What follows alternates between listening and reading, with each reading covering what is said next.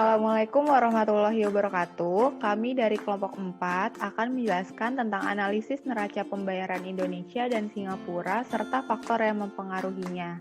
Saya Rifni Sofiani dengan NIM 017. Saya Fikri Rizky Ramadana dengan NIM 020. Saya Warna Sehatani dengan NIM 021. Saya Elsa Widya dengan NIM 028. Saya Yura Marzani dengan NIM 052. Saya Muhammad Iqbal dengan NIM 069. Saya Dika Zafira dengan NIM 076. Berikut video persembahan dari kami.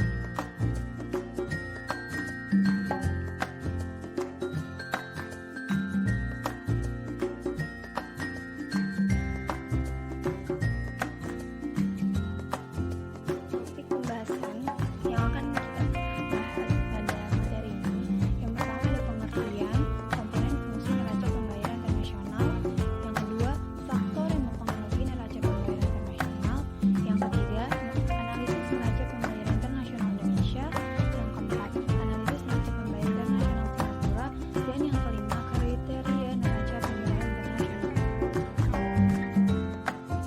Pengertian neraca pembayaran internasional atau balance of payment merupakan neraca yang mencatat secara sistematis transaksi ekonomi antar penduduk suatu negara dengan penduduk negara lain pada periode waktu tertentu atau biasanya 1 tahun. Yang dimaksud penduduk dalam definisi ini yaitu perorangan, pemerintah, dan badan hukumnya. Menurut Noah Firin, dalam buku Ekonomi Internasional, neraca internasional hanya mencatat segala transaksi ekonomi yang bersifat internasional. Fungsi dari neraca pembayaran internasional yang pertama, sebagai alat yang dapat memberikan informasi rinci mengenai perdagangan luar negeri suatu negara. Yang kedua, sebagai alat yang menunjukkan kondisi pendapatan negara akibat transaksi dari luar negeri. Yang ketiga, sebagai alat yang dapat mengukur kondisi ekonomi suatu negara yang ada kaitannya dengan perdagangan luar negeri. Yang keempat, sebagai alat atau bahan pertimbangan pemerintah dalam mengambil kebijakan dalam bidang ekonomi seperti ekspor, impor, penanaman modal baik di dalam maupun di luar negeri. Yang kelima, sebagai alat atau bahan pertimbangan pemerintah dalam mengambil kebijakan moneter dan fiskal. Komponen-komponen neraca pembayaran internasional. Neraca internasional itu terdiri dari neraca transaksi berjalan atau current account, yaitu catatan perdagangan, pendapatan investasi, dan transfer antar negara dan seluruh dunia menurut Gerber tahun 2014. Neraca transaksi berjalan atau current account yang terdiri dari yang pertama ada neraca perdagangan atau balance of trade, yaitu neraca yang mencatat transaksi pembelian dan penjualan barang dari atau ke luar negeri. Pada neraca ini menunjukkan selisih perbedaan antara nilai ekspor dan impor barang ke negara lain. Yang kedua ada neraca jasa atau balance of service account, yaitu neraca yang mencatat segala transaksi ekspor dan impor jasa dari atau ke negara lain yang meliputi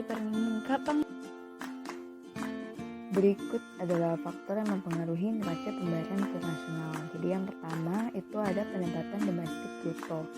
Jadi PDB ini berpengaruh positif, yaitu ketika PDB tinggi, maka neraca pembayaran internasional pun akan meningkat. Dikarenakan harga barang dan jasa produksi akan mengalami peningkatan ekspor, sehingga neraca pembayaran pun akan meningkat atau positif. Jadi yang kedua ada jumlah uang beredar yang ada di masyarakat. Jadi GUB ini berpengaruh positif, yaitu ketika GUB meningkat, maka neraca pembayaran internasional pun juga meningkat. Dikarenakan Bank Indonesia akan membeli surat harga dan meningkatkan kemampuan bank lain untuk memberikan pinjaman.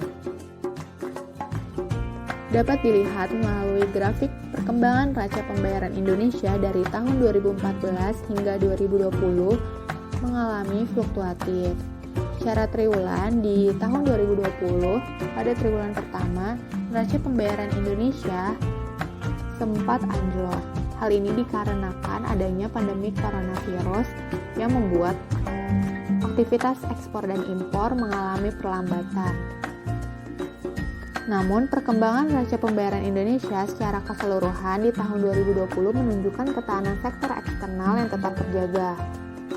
Kemudian, defisit neraca transaksi berjalan tercatat sebesar 4,7 miliar US dollar atau 0,4% dari PDB, menurun secara signifikan dibandingkan dengan defisit pada tahun 2019.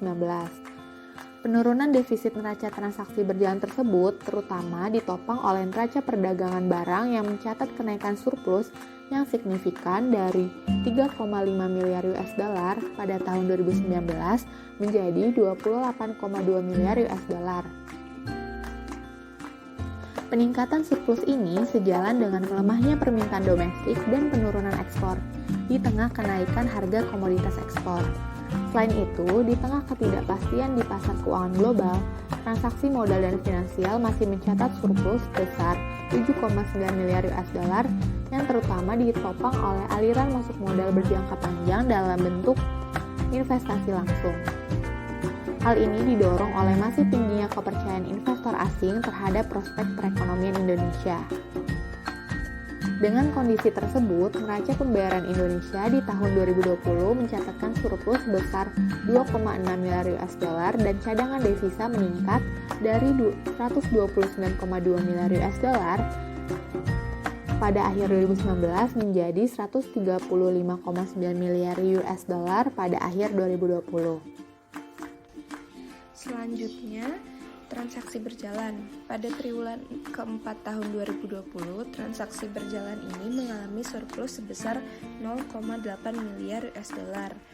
Namun, masih lebih rendah dari triwulan 3 sebesar 1 miliar US dollar. Pada neraca non-migas ini mengalami perbaikan yang didorong oleh pertumbuhan ekspor non-migas maupun impor non-migas juga sedang meningkat. Perbaikan ini didorong oleh akselerasi harga ekspor dan membaiknya ekspor real. Meskipun demikian, pertambahan defisit pada komponen neraca perdagangan migas memicu terjadinya penahanan peningkatan surplus transaksi berjalan. Defisit neraca perdagangan migas yang meningkat pada tahun 2020 triwulan keempat ini disebabkan oleh kenaikan impor migas yang jumlahnya melampaui dari ekspor migas itu sendiri. Hal ini disebabkan peningkatan impor minyak yang signifikan. Adapun peningkatan defisit neraca jasa yang disebabkan peningkatan defisit dari neraca jasa transportasi yang disebabkan oleh meningkatnya pembayaran impor jasa freight, telekomunikasi, komputer dan informasi serta jasa keuangan. Meningkatnya defisit neraca jasa ini juga disebabkan oleh meningkatnya pembayaran atas hasil investasi langsung kepada investor non-residen. Secara keseluruhan tahun 2020 mengalami defisit neraca transaksi sebesar 4,7 miliar US dollar yang lebih rendah jika dibandingkan dengan tahun sebelumnya yang mencapai sebesar 30,3 miliar US dollar. Perbaikan neraca perdagangan barang mencatat surplus lebih tinggi dibandingkan tahun sebelumnya yang disebabkan kontraksi impor yang lebih dalam dari kontraksi ekspor akibat pelemahan ekonomi global. Presentasikan tentang neraca pembayaran internasional Singapura. Mana neraca pembayaran internasional Singapura dari tahun 2014 sampai dengan tahun 2019 mengalami fluktuasi pada setiap tahunnya. Selama rentang waktu tersebut, titik neraca pembayaran terendah terdapat pada tahun 2017, tercatat sebesar 55,6 miliar USD. Namun pada tahun 2018, Singapura mengalami surplus terbesar selama rentang waktu tersebut dengan nilai 64,114 miliar USD. Walaupun pada tahun 2019 mengalami penurunan. Perkembangan neraca pembayaran Singapura untuk tahun 2019 secara keseluruhan mencatat defisit, membalikan surplus pada tahun 2018. Hal ini terjadi terutama disebabkan oleh arus keluar bersih yang lebih besar dari rekening modal dan finansial. Kriteria neraca pembayaran yang sehat. Salah satu masalah dalam neraca pembayaran internasional adalah ketidakseimbangan neraca pembayaran. Neraca pembayaran internasional dikatakan tidak seimbang apabila neraca pembayaran mengalami surplus atau defisit. Hal ini dapat terjadi apabila suatu negara terus melakukan impor tanpa mengimbanginya dengan kegiatan ekspor yang dapat membahayakan saldo neraca transaksi berjalan, yang merupakan salah satu komponen dalam neraca pembayaran internasional. Jika saldo neraca transaksi berjalan terancam, maka dapat menyebabkan berkurangnya cadangan devisa negara yang juga akan mempengaruhi neraca moneter. Perkembangan neraca pembayaran yang sehat hanya dapat terlaksana bila langkah-langkah untuk memperbesar penerimaan devisa dan menghemat penggunaan devisa benar-benar dapat ditingkatkan. Hal ini berarti bahwa produksi dan kegiatan industri dalam negeri yang menghasilkan barang-barang ekspor dan barang-barang pengganti impor barang dapat digairahkan dan lebih diperluas. Sejalan dengan usaha untuk meningkatkan penerimaan devisa, berbagai usaha ikut pula dilaksanakan untuk menghemat penggunaan devisa.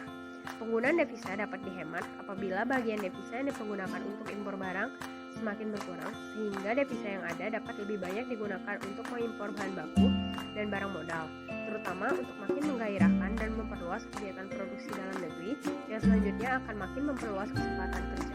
Demikian video pembelajaran dari kelompok kami. Semoga bermanfaat.